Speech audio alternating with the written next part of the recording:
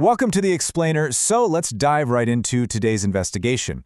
We are looking at the Septuagint, which, as you might know, is the ancient Greek translation of the Hebrew Bible, and we're zeroing in on Psalm 21, or what most English Bibles call Psalm 22. Now, you've probably heard the incredibly common claim that this text is a literal, historical prediction of crucifixion. Well, today we're putting that to the test. We're going to look strictly at what the text itself actually says, totally setting aside any external traditions for a minute. Let's get right into it. Here's our roadmap for today. We'll start with the Septuagint and the claim, examine the missing elements of prediction, contrast poetic versus literal language, dig straight into the original Greek, and finally wrap up with the theme of survival instead of death. Section 1. The Septuagint and the claim, where we establish the rules of the text. Right off the bat, we have to talk about a fundamental difference in how we read ancient texts. The source author relies heavily on a concept called exegesis. That basically means extracting the meaning directly out of the text itself, just reading what is actually there.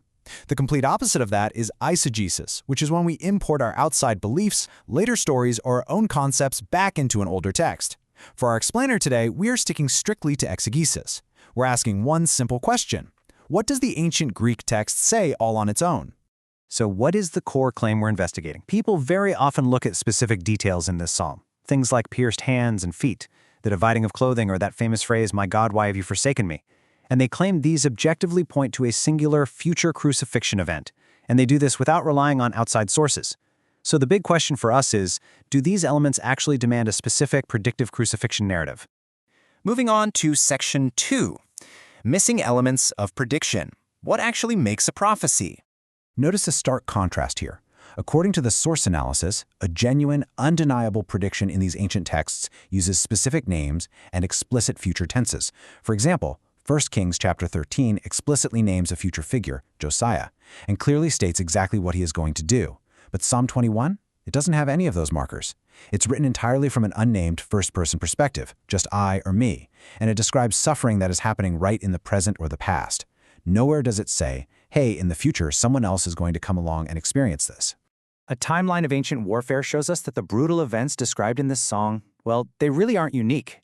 Dividing up a defeated victim's clothes and just general awful bodily violence were incredibly commonplace way before specific execution methods like nailing were ever introduced.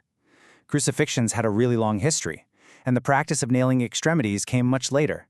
So having your clothes divided or facing extreme violence just wasn't a unique signature limited to one specific historical execution. And that leads to a completely crucial point made by the author. These common experiences of ancient violence match way too many people to act as some unique identifying signature. Think about it.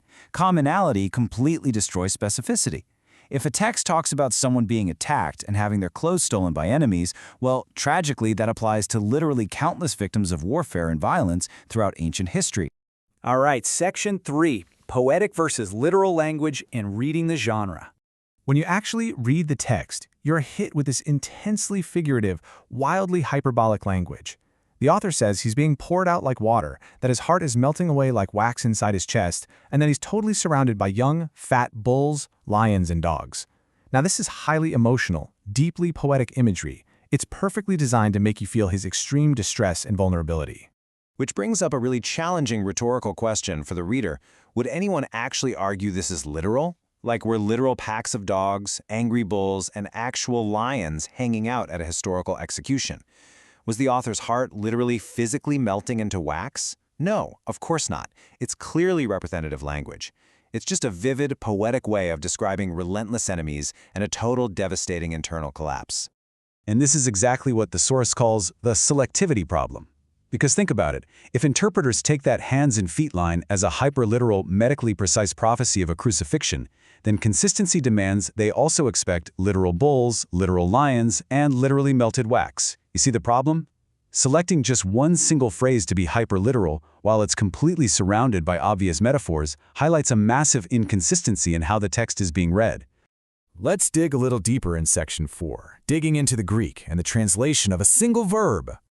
Believe it or not, this entire massive linguistic argument, the whole crucifixion claim, hinges on just one specific Greek verb.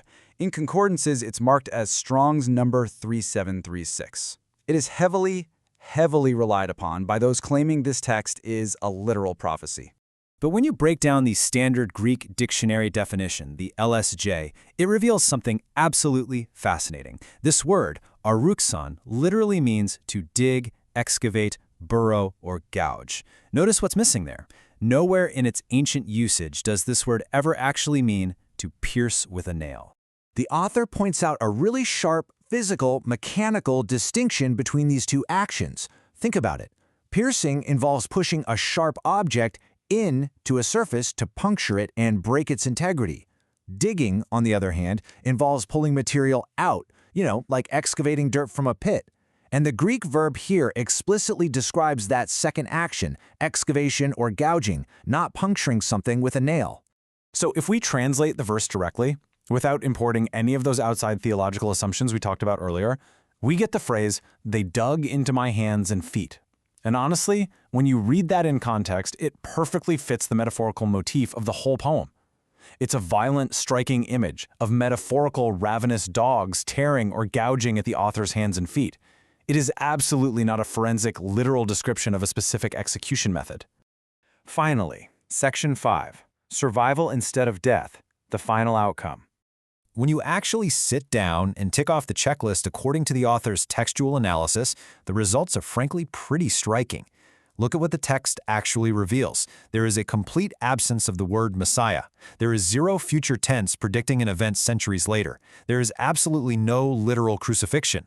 In fact, the author actively begs to be rescued from the sword, a sword. That's an entirely different weapon, completely contradicting a crucifixion scenario. And the biggest takeaway of all, the author actually survives the whole ordeal. Furthermore, if you look closely at the very first verse of the Greek text, it opens with the author openly admitting to personal missteps and lapses. The speaker is crying out in distress, recognizing their own personal flaws. And that firmly contradicts the profile of a perfect, sinless figure that so many people try to retroactively place into this ancient text. If we map out the actual narrative arc of this ancient song, we see immense, hyperbolic distress and suffering. That element is incredibly high. There are also intense, desperate pleas for God to rescue him, again, very high. But when it comes to explicit death, there is absolutely zero textual evidence of it. The author never dies in this text, not once. So the crucial point is this: the song does not end in demise at all. Halfway through, the entire tone just flips. It shifts completely from dark despair to a confident, forward-looking vow of public praise. The author fully expects God to answer the prayer for rescue. He talks about surviving, celebrating in the assembly, and how future generations are going to hear about this great rescue. Guys, it's a song of survival, not an execution report. As we wrap up this explainer, we really want to leave you with a final thought about how we approach these ancient texts. The source material strongly suggests that Psalm 22 in the Septuagint is a deeply emotional, poetic song about a flawed human who cries out in massive distress and ends up celebrating their survival. It leaves us with a pretty tough question.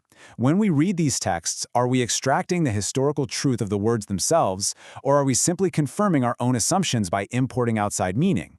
It's a fascinating lens through which to view history, don't you think? Thanks so much for joining me on this deep dive, and as always, keep asking questions.